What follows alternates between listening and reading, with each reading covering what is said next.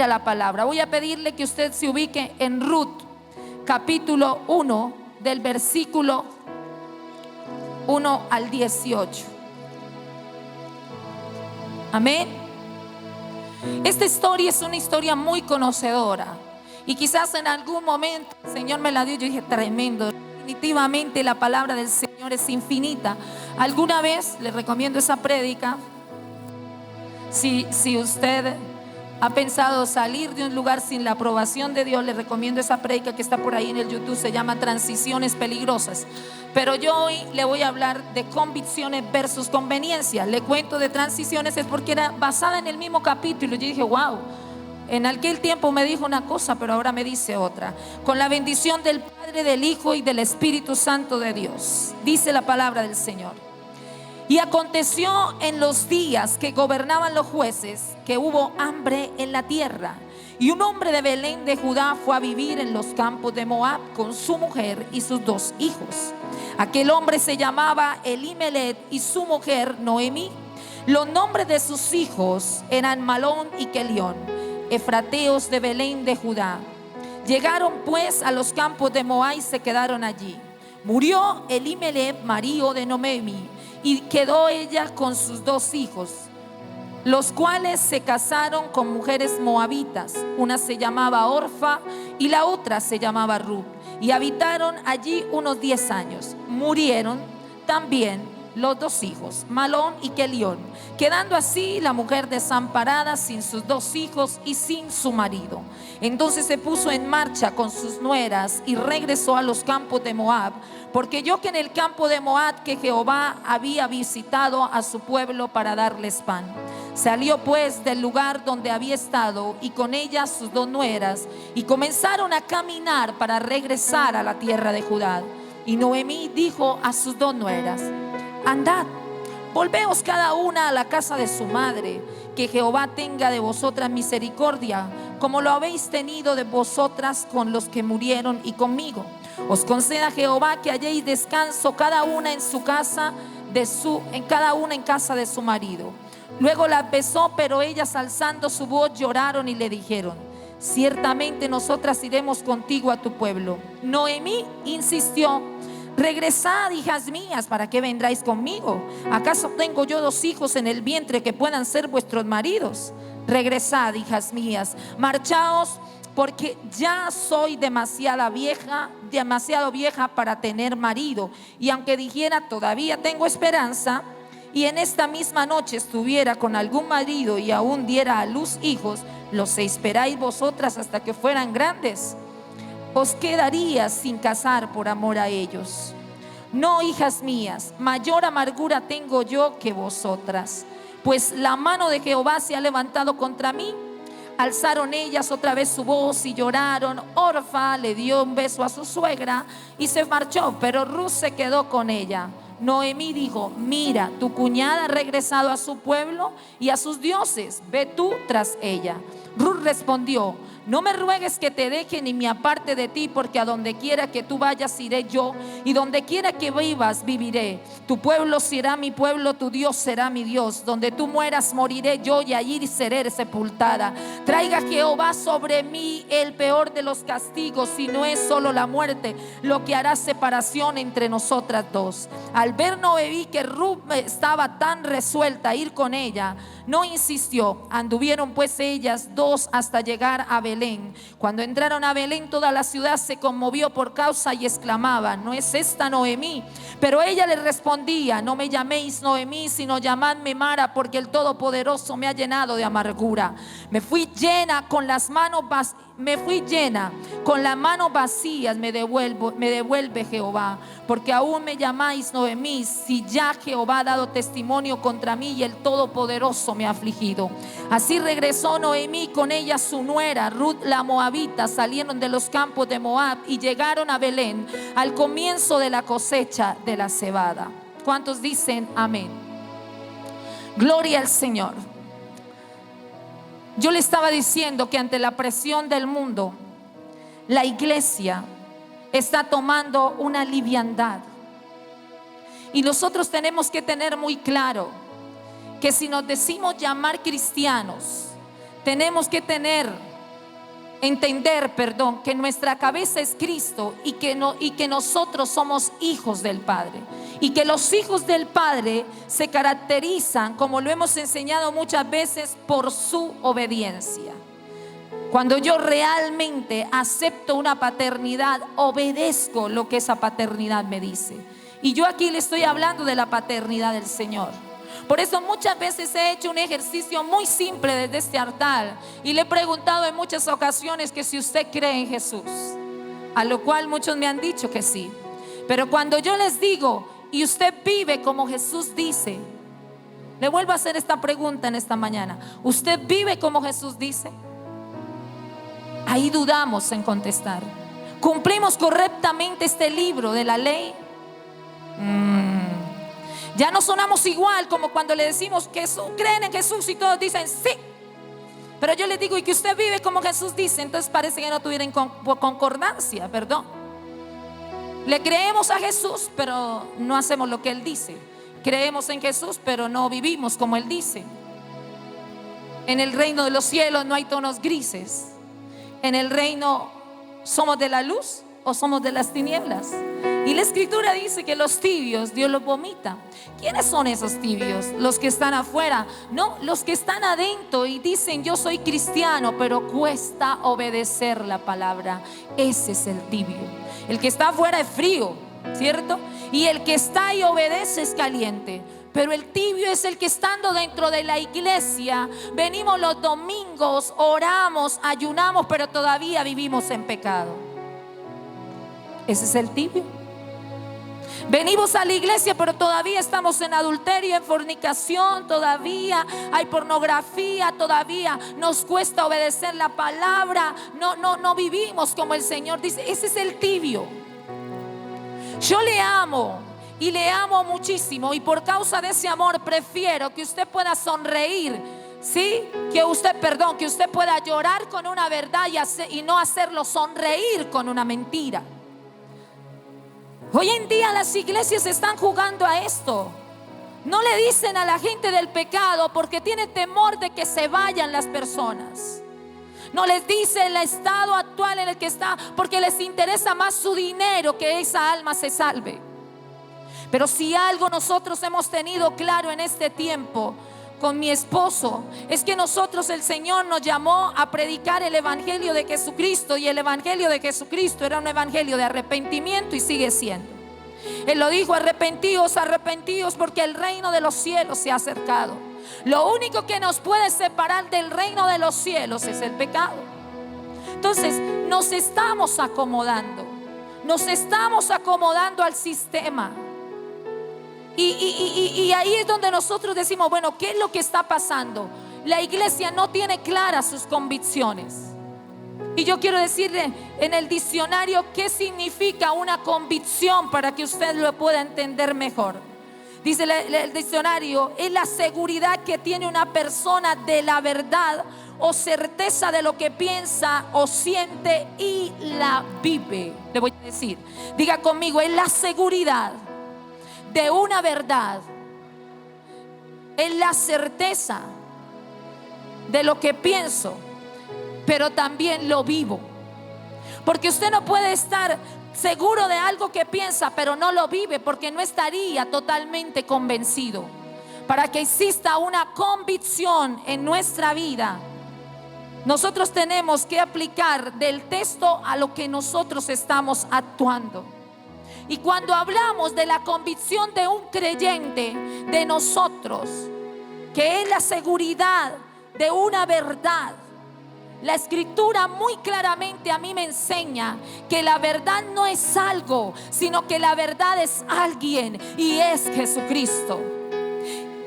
Juan capítulo 14 versículo 6 dice muy claramente: Jesucristo les dijo: yo soy el camino, la verdad y la vida. Así que la verdad no es algo, la verdad es alguien, es Jesús. Y si yo voy y hago la correlación del significado de palabra, de convicción, y me dice es la seguridad que tiene una persona en la verdad, yo le vengo a decir que la convicción de un creyente es la seguridad que tenemos en Jesucristo, porque Él es el camino y la vida. Pero yo quiero que usted entienda, esa convicción del creyente tiene una determinación. Y nosotros no podemos decir que estamos anclados en Jesús cuando no estamos determinados por Él. Toda convicción, escúcheme, amada iglesia, toda convicción tiene valores, compromisos y motivaciones. Toda convicción tiene valores, compromisos y convicciones. Yo no le puedo creer a alguien que me dice yo estoy anclado en la convicción cuando no está comprometido con Jesucristo. Entonces tú no estás bien, tú no tienes convicciones, solamente tienes creencias. Y hay una diferencia entre una creencia y una convicción. La creencia es un concepto intelectual y puede estar moldeado o acomodado por una circunstancia, pero las convicciones son una verdad que hasta nos llevan a morir por ellas. Usted puede saber si Jesucristo para usted es una creencia o es una convicción. Si tú no estás determinado a dar la vida por Jesucristo, sencillamente Jesucristo para ti es una creencia, mas no una convicción. Pero cuando tú estás totalmente determinado a dar el 100% de tu vida, Jesucristo no es una creencia, sino una convicción para tu vida. Tienes que entenderlo y tenemos que entenderlo. El Espíritu Santo me hablaba fuertemente de que como nosotros podemos tener una relación con Jesucristo, podemos vivir con Jesucristo. Anhelamos que Jesucristo, que el Padre, que el Hijo se comprometa con nosotros. Por eso venimos, y eso no está malo. Yo no le voy a decir que eso no es bíblico, porque la Escritura me dice que todos se lo pidamos al Padre en el nombre de Jesucristo, para que pueda ser hecho y para que el Padre sea glorificado. Eso lo dice Juan 14, versículo 13. No está mal que tú vengas y le clames al Señor por la necesidad que tú tienes, por la provisión que tú tienes, que te sane. Pero lo que no está bien es que tu vida no esté fundamentada en una convicción, y la convicción tiene que ser Jesús. Pero cuando yo entiendo que Jesús es mi convicción, yo estoy dispuesto a dar la vida por Él. Qué sencillo es venir a la iglesia para que Él me resuelva mis asuntos, pero yo no me quiero comprometer con Él, ni mucho menos voy a querer dar mi vida por Él. Y aquí viene algo muy importante. A una persona que le cueste servir en la obra de Dios, mucho menos va a estar dispuesto a dar su vida por Él. Tienes a Dios tan distante de ti. Tienes el concepto del Señor tan lejos de ti. Porque quien tiene el concepto de Dios como el que suple sus necesidades está muy alejado de lo que realmente Él es. Él es la verdad. Él es la esencia de tu vida. Es que tú respiras por Él. Yo respiro por Él. Si no estuviese Él en ti, no podíamos ni respirar ni tomar aliento. Y el enemigo nos ha engañado. ¿Y con qué nos ha engañado? Con el sistema del mundo. Y nos quiere volver, tu convicción se la quiere volver sencillamente una conveniencia. Te conviene venir a la iglesia porque el Señor te tiene que dar un milagro.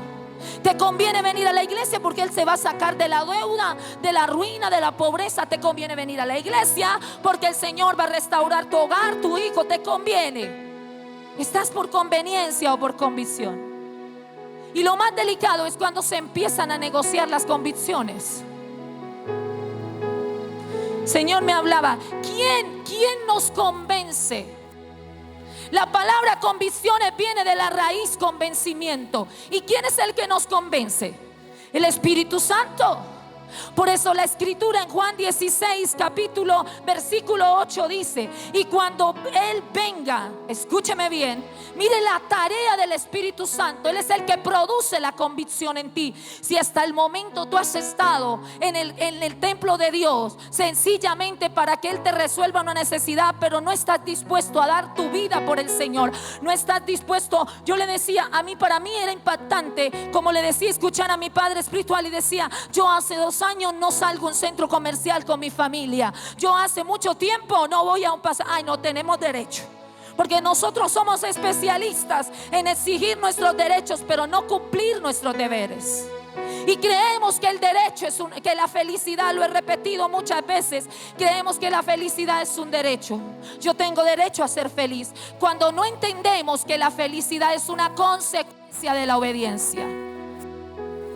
La felicidad es una consecuencia de la obediencia. Si tú obedeces a Dios, vas a ser feliz. A ti no te hace feliz la persona que tienes a tu lado, mucho menos el dinero. Usted cree, por eso hay gente que tiene dinero y es la más infeliz de este mundo. Porque la felicidad es una consecuencia de la obediencia. Mientras que tú y yo no seamos obedientes al Padre, nosotros no vamos a ser felices. Siempre va a haber en su vida algo que va a ser como el aguijón para que usted no sea feliz. Y el Señor Juan me dice, ¿quién? Si a usted le cuesta todavía, dice, de verdad yo estoy como por conveniencia y no por convicción. Yo vengo a decirle, el Espíritu Santo es el único que nos convence. Mire lo que dice Juan 16, 8, 11, dice: y cuando Él venga, convencerá al mundo de pecado, de justicia y de juicio. De pecado por cuanto no creen en mí. De justicia por cuanto voy al Padre y no me veréis más. Y de juicio por cuanto el príncipe de este mundo ya ha sido juzgado. Hay tres cosas aquí que deben ser la base de su convicción en su relación con nuestro amado Señor, y que ese fue el trabajo del Espíritu Santo: venirnos a convencer de tres cosas. La primera, de pecado. El Espíritu Santo trabaja para que tú te convenzas que lo único que separa al hombre de Dios es el pecado. Le pregunto, ¿usted todavía está convencido?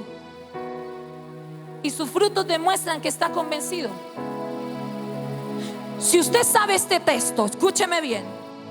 Si usted sabe este texto y usted sabe que la obra del Espíritu Santo de día y de noche es la primera, convencerte de pecado. Tú lo tienes claro en el texto, pero tú todavía vives en pecado. Tú no estás convencido y no tienes convicciones claras de tu vida como creyente. Lo único que separa al hombre de Dios es el pecado. ¿Cuántos dicen amén? ¿Y por qué no vivimos en santidad? Oiga, usted se imagina, perdóneme la expresión, en su soberanía divina, en su poderío, en su preeminencia, en su esplendor, que es el Espíritu Santo. Porque dice la Escritura que se movía sobre la faz de la tierra, o sea, gobernaba todo el nuevo terráqueo. Pero se le ha hecho tan difícil convencer a un ser humano de pecado. Por eso dice la palabra que somos de dura cerviz. Dura así, dura como una piedra, que hasta trabajo al Espíritu Santo le damos para que nos convenza. Ah, no, pastora, yo hace rato de que la fornicación y el adulterio, sí, pero todavía somos chismosos, mentirosos, murmuradores, criticones. No tenemos convicciones, tenemos creencias. ¿Sabe qué es lo peor? Que las convicciones el resultado de una persona que tiene convicciones es una relación en el espíritu. Pero el resultado de una persona que tiene creencias es una relación en las emociones. Alguien que tiene convicciones basa su relación con Dios en el espíritu. Pero alguien que solamente tiene creencias basa su relación con Dios en las emociones. Por eso usted aquí está bien feliz cuando cantan avívanos, avivamiento, y usted canta y eso se goza, ¿sí? Pero usted sale allá a la puerta y tiene un problema y ¡pum! Se derribó. Aquí estaba solo en la emoción. Porque la convicción es permanente, pero las emociones son temporales. La convicción es eterna. Cuando yo estoy convencido de algo, a mí nada me hace mover, ni siquiera una circunstancia externa, porque mi vida no está definida por lo que me sucede, sino porque tengo mi vida anclada en la verdad. Y esa es mi convicción. Dele un aplauso al Señor. Aleluya. Él dijo que venía el Espíritu Santo, segundo, a convencernos de ¿qué? De justicia. Primero, de pecado. Segundo, de justicia. ¿Qué es eso? El Espíritu Santo te está convenciendo. Oye, lo primero, deja el pecado. Y hay gente que dice: no, es que yo no soy capaz, es que eso está muy difícil. No, yo no soy capaz de dejar ese pecado. Entonces tampoco has entendido lo segundo, porque la Escritura dice que tú eres justificado por la sangre de Jesucristo, y que tus pecados, cuando vienes al Señor y te apartas, son perdonados, y que el Señor no se acuerda de ellos.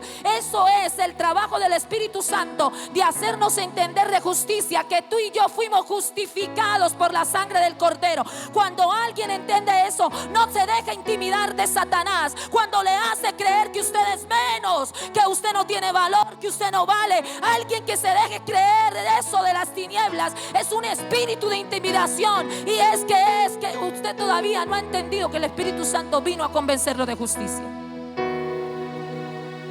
Tenemos que tener nuestras convicciones claras.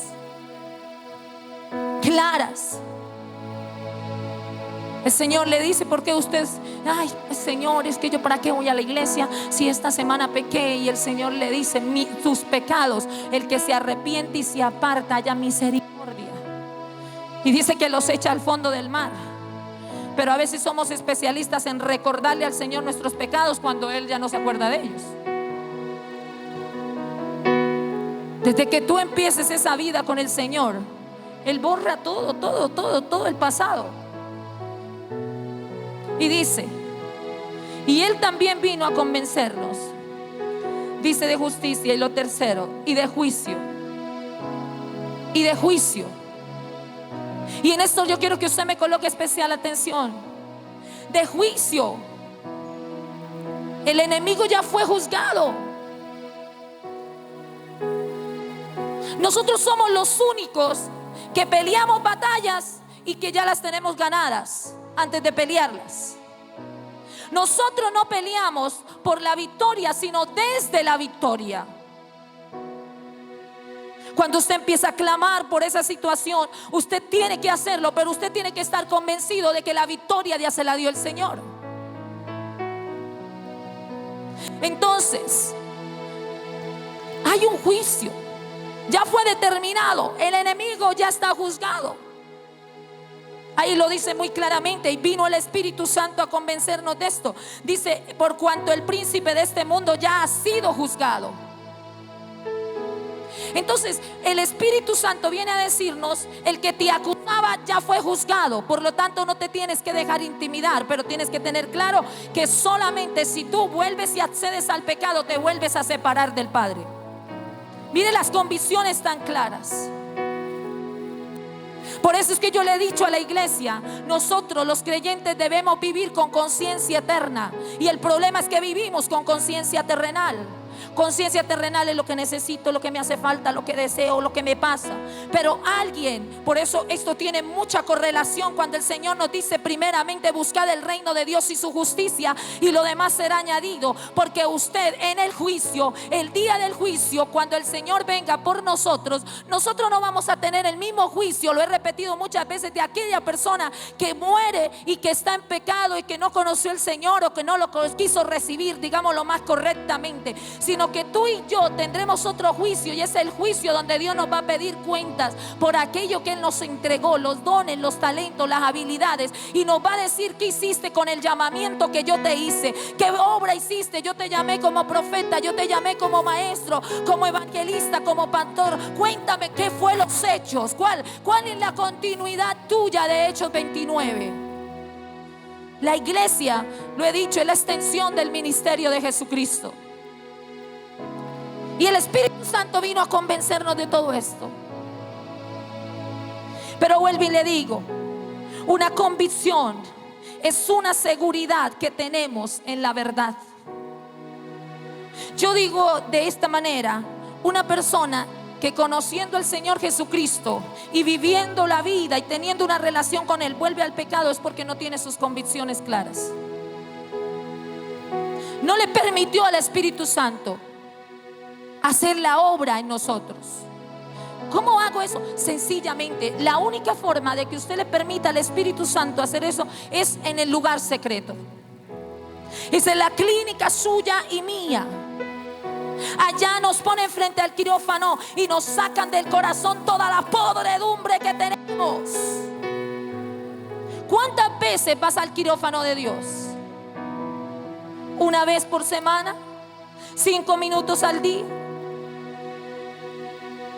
A veces cantamos las alabanzas y las adoraciones y no sabemos. Y cada vez que cantemos una adoración o una alabanza debemos autoevaluarnos. Pero nosotros se la cantamos al Señor como si Él tuviera que evaluarse, ¿no? Ay, Señor, mira a ver cómo está tu corazón. Y dice la alabanza, dice que cuanto más te busco, más te encuentro. ¿Cuánto le buscas? ¿Cuánto le buscas? ¿De verdad cuánto le buscas? Los 10 minuticos que cantan la adoración. Por eso es que Jeremías dijo: este pueblo de labios me honra, pero su corazón está lejos de mí. Porque es que nos cuesta llevar una teología a la práctica. Es ahí donde nosotros somos realmente expuestos en nuestra naturaleza humana. La única forma de que el Espíritu Santo trabaje con nosotros es cuando vamos al quirófano de Dios y le decimos: Espíritu Santo, ven y hagas conmigo lo que tú quieras, porque ayer tuve una circunstancia y contaminó mi corazón. Imagínese que usted se la pasa toda la semana recogiendo, porque nosotros vamos a estar aquí, y Pablo lo dijo muy claramente: mientras que estemos en esta tierra vamos a tener una lucha entre la carne y el espíritu, y en esta lucha usted y yo somos contaminados. Por causa de eso tenemos que ir todos los días al quirófano de Dios.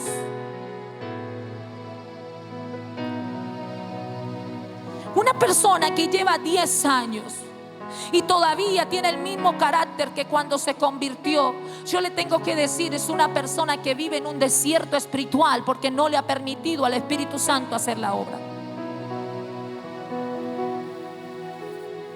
Por eso es que a mí de manera personal me cuesta mucho creer cuando la gente dice: Dios me habló, y yo sé que no oran.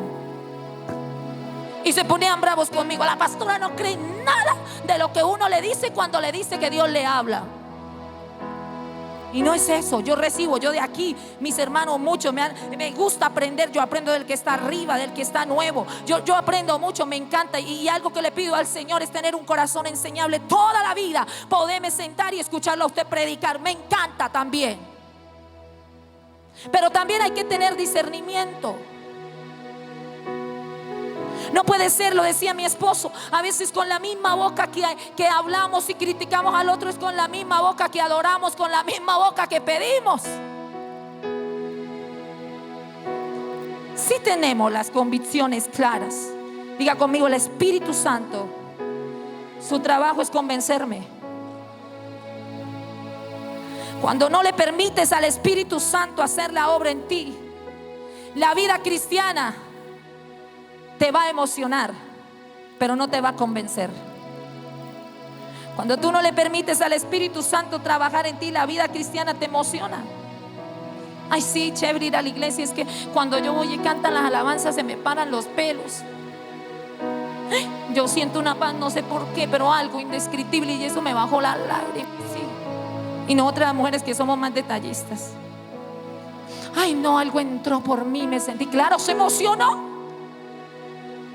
Si el Espíritu Santo no hace la obra en nosotros, la vida cristiana solo te emociona, pero no te convence. Por lo tanto, solo serás un oidor, porque el oidor vive en las emociones, pero el hacedor vive de las convicciones. ¿Por qué te cuesta ser un hacedor de la palabra y solamente escucha? Porque vives en las emociones. El hacedor es el único que puede vivir de las convicciones. Por eso pone en práctica lo que escucha. ¿Cuántos dicen amén? Solo los hacedores, diga conmigo: solo los hacedores permanecen, porque la emoción es temporal y la convicción es permanente. Solo los hacedores son los que permanecen. Por eso los oidores, como viven en las emociones, un rato están alegres, otro rato están tristes, un rato vienen a la iglesia, otro rato no. Entonces parecemos como en doble ánimo. Y por eso la Biblia dice que el hombre de doble ánimo es inconstante en sus caminos, porque está anclado en sus emociones. Diga conmigo, Ruth muy claramente, no repita, Ruth muy claramente, cuando estaba enfrentada a esta situación, usted leyó el capítulo, ¿verdad? Le puso cuidado. Es sencillo, se lo resumo. Entonces Noemí se va para Moab, de Belén pasa a Moab y se va con Elimelech su esposo y con Malón y Kelión. Y entonces en Moab, que es tierra de maldición, y Belén, que era casa de pan, una transición equivocadísima, Elimelech los mandó para allá. Y allá en Moab ella pierde todo, pierde sus hijos, pierde su esposo, pierde sus bienes, y solamente le quedaron las dos lindas nueras. Ahí vamos. Entonces imagínense que ella le dice a las dos lindas nueras: váyanse para su casa, porque las dos nueras eran moabitas. Nada que ver con los hebreos ni con los efrateos, ¿cierto? Pero así lo había determinado Dios. Ellas tenían otros dioses, no era el mismo Dios de Israel. Y entonces Ruth le dice: ¿por qué no se devuelven para su casa ya con sus dioses? Porque yo ya no tengo hijos, yo ya no les puedo donar nada. Quedamos en la pobreza. Ellos eran, dice el estudio bíblico nos enseña que Elimelech era un hombre adinerado, ya perdieron todo. Y entonces aquí empezamos a ver la convicción tan determinada que tiene Ruth. Por eso este libro se llama Ruth y no se llama Noemí, porque la que tomó un papel en el reino de los cielos fue Ruth, pero Noemí era la que era del pueblo de Dios. Y Ruth, siendo moabita, tiene un lugar en la Biblia por causa de sus convicciones. ¿Cuántos quieren tener un lugar en el reino por causa de sus convicciones? ¿Y qué es una convicción? La seguridad que yo tengo en una verdad. Entonces dice en el capítulo 1 versículo 16, dice: Ruth respondió: no me ruegues que te deje ni me aparte de ti, porque a donde quiera que tú fueres iré yo, donde quiera que vivieres viviré. Tu pueblo será mi pueblo y tu Dios será mi Dios. Diga conmigo, ¿por qué son tan importantes las convicciones en tu vida? Y si tú no las tienes claras, hay que tener, primero nos hicimos una evaluación a ver si estamos en convicciones o creencias o conveniencias. Toda creencia se vuelve una conveniencia.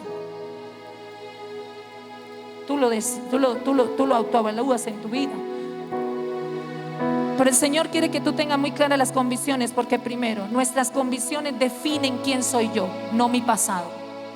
Diga conmigo, mi convicción, mis convicciones definen quién soy yo, no mi pasado. No tu pasado, no tu generación, no lo que hayan hecho, no lo que tú hiciste, que tú fumaste, que fuiste, que estabas en las drogas, que estabas en la prostitución, en el trago, en la fornicación.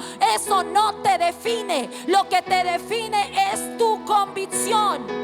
Y como le dije, las convicciones son la seguridad en una verdad, y mi convicción es la seguridad en Jesucristo, que es la verdad. Eso es lo que define quién soy yo. Ruth no era del pueblo del Señor, pero ahí ya Noemí le había enseñado la palabra y la tenía tan clara que ya se metió en el pueblo de Dios. Dijo: yo no soy moabita. Los moabitas, miren, nada más que Moab significa tierra de maldición. Imagínense. Y es tan clara que le dice: no me ruegues que te dice, porque donde fuera que dice, donde quieras que yo, tu pueblo será mi pueblo y tu Dios será mi Dios. Ahí ya no la definió lo que pasó, lo que hicieron sus generaciones, de la tierra donde ella venía, de los dioses que algún día adoró. Ahí ya la definió que en ese momento ella tenía claras sus convicciones y le dijo a Ruth: tu Dios será mi Dios. Así que, mi amado, a usted no lo define su pasado, sino las convicciones que usted tenga. Segundo, en Ruth 1:17 le dice: donde tú murieres, moriré yo, y allí seré sepultada. Así me haga Jehová, y aún me añada, que solo la muerte hará separación entre nosotras dos. Repita conmigo: nuestras convicciones determinan nuestras decisiones y no nuestras necesidades. ¿Qué determina sus decisiones? Las convicciones que usted tenga.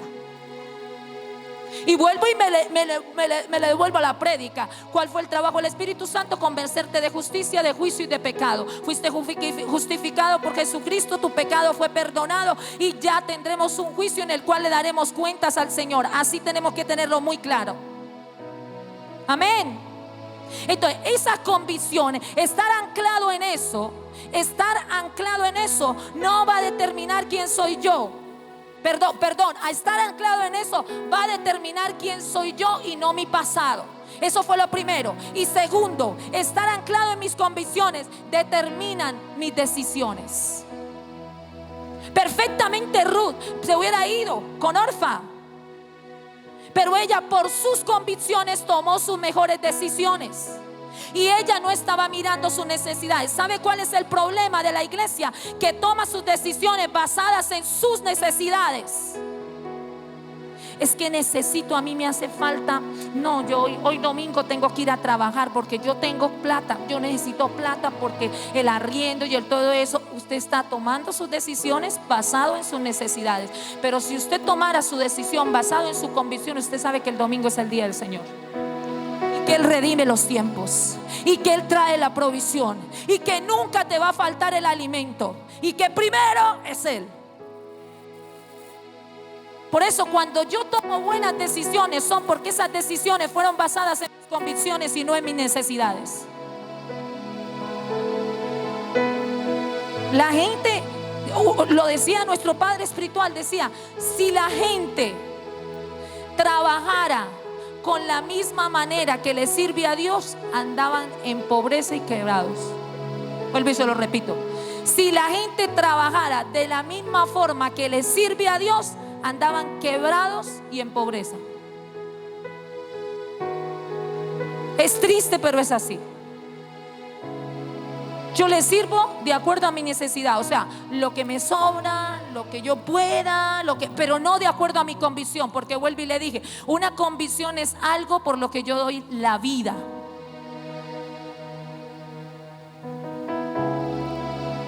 Yo el liderazgo, por eso yo sé que no me quiere mucho, porque yo le digo, cuando les da la oportunidad de servir y ay no, pero es que yo tenía que hacer tal cosa, y de una vez yo me les paro. Y tú no sabes que es un privilegio servirle al Señor. Y tú no sabes que es un privilegio enseñarle al Señor. Y tú no sabes que es un privilegio adorarle, que es un privilegio. Este no es el tiempo. Mire, lo decían, se lo escuchaba a un hombre de Dios. Oiga, la vida en el Señor es tan buena, es tan bueno este producto que no hay que andar rogando. Parecemos así: venga, ¿usted por qué no viene a la iglesia? Vaya, ay, dígale que vaya, mire, vaya a la iglesia. No lo vuelva a hacer. Cuando una persona ya conoce la palabra y hay que rogarle, es porque no tiene sus convicciones claras. Está por conveniencia, hermano, por convicciones. Eso dijo el Espíritu Santo, no yo. Es la palabra. Tercero, entonces, primero lo que nos enseñan nuestras convicciones. ¿Qué nos enseñan las convicciones? Nuestras convicciones definen quién soy yo y no mi pasado. Segundo, nuestras convicciones determinan mis mejores decisiones y no nuestras necesidades. Tercero, Ruth en el capítulo 2:12. Ese no lo leí, pero ya cuando Ruth vuelve ahí a Belén, ella encuentra a alguien que la redime, que es Boaz. Y Boaz, que era un pariente lejano de Noemí, le recuerda y le dice a Ruth cuando la ve trabajando en el campo. Yo le hago un paréntesis: usted sabe dónde encuentra el propósito de su vida, cuando usted le está sirviendo al Señor.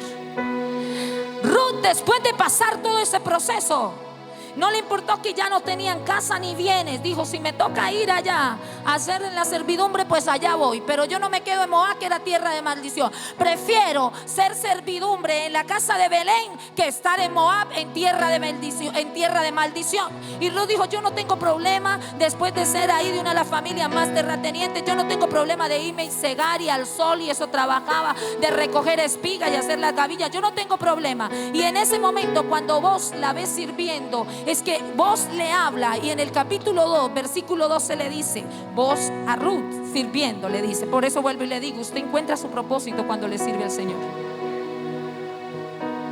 Jehová recompense tu obra y tu remuneración sea cumplida de parte de Jehová Dios de Israel, bajo cuyas alas has venido a refugiarte. Oiga, pero era moabita. Y ella tenía clara su relación con el Señor. Y lo tercero que nos enseñan nuestras convicciones: mis convicciones definen mi manera de vivir y no las circunstancias. Mis convicciones definen mi manera de vivir. Ruth fue redimida, tan redimida que Ruth, de esa genealogía viene Jesucristo. Tuvo un lugar y tiene un lugar de alta estima. Ella decidió: puede ser que yo venga de una tierra de dioses paganos, de pobreza, de maldición, pero yo no me voy a quedar anclada en esa circunstancia ni en ese pasado. Ella sencillamente aceptó al Dios de Noemí, lo tomó como propio, radicó totalmente sus convicciones, se paró en su convicción, en su relación con Jehová, y ella dijo: mi manera de vivir tiene que cambiar. Y aunque hayamos pasado ese proceso con Noemí, y aunque haya muerto el suegro, el esposo, el cuñado, y nos hayamos quedado pobres, digo: a mí me define, me cambia la vida el creador de los cielos y de la tierra, no lo que nos pasó en Moab. Hay gente que se queda pensando en las circunstancias y se le olvidan las convicciones, se le olvida que hay un Dios que le hizo justicia hace mucho tiempo, y por eso su manera de vivir no ha cambiado. Todavía en pobreza, en deuda, en necesidad, en escasez, porque no tenemos claro nuestras convicciones. Con esto mi cuarto dice Ruth 1:14: y ellas alzaron otra vez su voz y lloraron, y Orfa besó a su suegra, mas Ruth se quedó con ella. Ruth ya no tenía nada que darle, ni bienes, ni hijos. Perdón, Noemí, sí, gracias, amor. Ahí falta la ayuda idónea. Noemí no tenía nada que darle a Orfa. Y Orfa le dijo: bueno, Noemí, gracias por todo lo que me diste. Y ella, se le murieron los hijos, se le murió. ¿A quién le dolía más? ¿Quién debía estar más dolida? Noemí. Se le había muerto el esposo. A Orfa no le va a morir que se le muere, no le duele tanto que se le muere el suegro, pero a Noemí sí. Era el esposo, los hijos, sin plata. Y como ya no tenía nada que darle a Orfa, entonces le dio un besito y se fue. ¿Por qué se fue Orfa? Porque estaba viendo su necesidad. Y sobre todo, porque ella estaba haciendo concesiones con sus convicciones. Nunca las tuvo claras. Nunca tuvo claras. Mire, tan poderoso es esto que usted lo entienda, que cuando Ruth le dice a ellas que se vayan, le dicen: vuélvase a sus dioses. En la teología esto deja ver que mientras Orfa vivió con Noemí, Noemí se dio cuenta que ella no tenía una relación verdadera con Jehová, porque ella se lo vuelve a nombrar. Cuando se van, le dice: vuélvase a su Dios. ¿Y cómo lo conoció? Porque debió ser que escuchó a Orfa, estando viviendo con ella, hablar de sus dioses. Entonces, ¿por qué estaba Orfa si no tenía una relación? Porque tenía sencillamente una necesidad de esposo, se le proveyó un esposo, estaba por conveniencia. ¿Por qué? ¿Por qué le voy a decir y le voy a mostrar esto? Porque cuando nosotros vamos a estar en situaciones, escúcheme bien, nosotros vamos a estar en situaciones donde la sinceridad de nuestra conversión está siendo puesta a prueba. ¿De verdad se había convertido Orfa a Jehová de los ejércitos, el mismo Dios que le había predicado Noemí a Ruth? En ese momento se estaba poniendo a prueba la sinceridad de la conversión de Orfa. ¿Y qué hizo Orfa? Se devolvió de sus dioses. O sea, que ella nunca tuvo claras sus convicciones, pero peor aún, nunca fue una creyente genuina.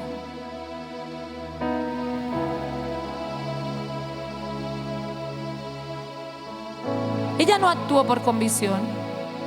Ella actuó por conveniencia. No, eso, la Noemí y la Ruth se van por allá a empezar de cero.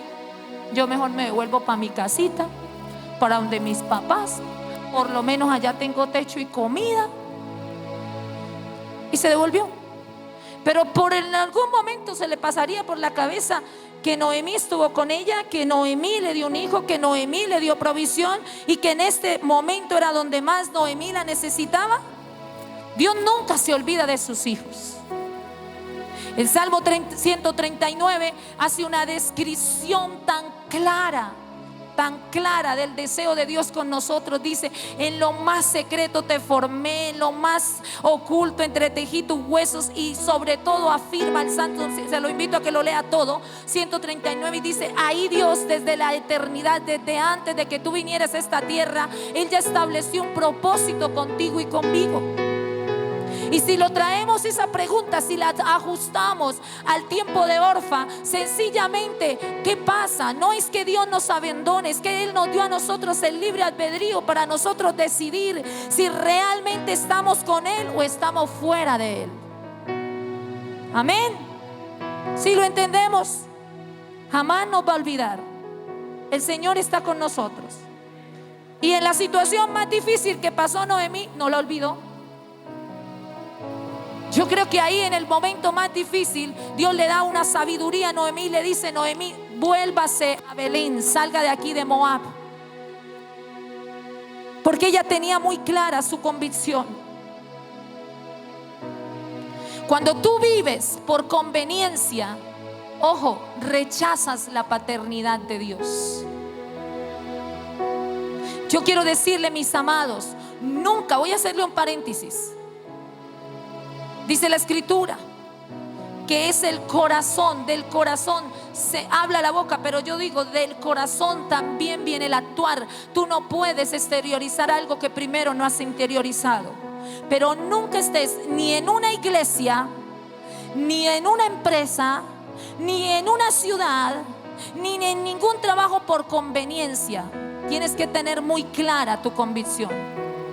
Le voy a decir por qué. Porque cuando usted está en un lugar por conveniencia, por lo que me dan, por lo que me ayudan, porque me pagan, porque tal cosa, entonces usted está rechazando la paternidad de Dios. Porque aún en los momentos más difíciles de la vida, son nuestras convicciones las que nos levantan y las que nos hacen justicia en medio de nuestra opresión. No es nuestra conveniencia. ¿Cómo se siente usted? Mi esposo lo decía en esta mañana. ¿Cómo se siente usted que después de que usted ha ayudado a la persona, le ha bendecido, le ha dado, es la persona que se levanta contra usted? Es la persona que más habla mal de usted. Es la persona, como decía mi esposo, más desagradecida. Porque sencillamente estaba en un lugar por conveniencia. Yo tengo que estar en un lugar por convicción.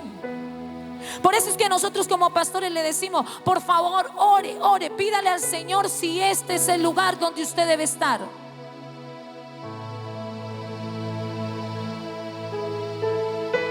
Toda persona que está en un lugar por conveniencia rechaza la paternidad. Le voy a decir por qué.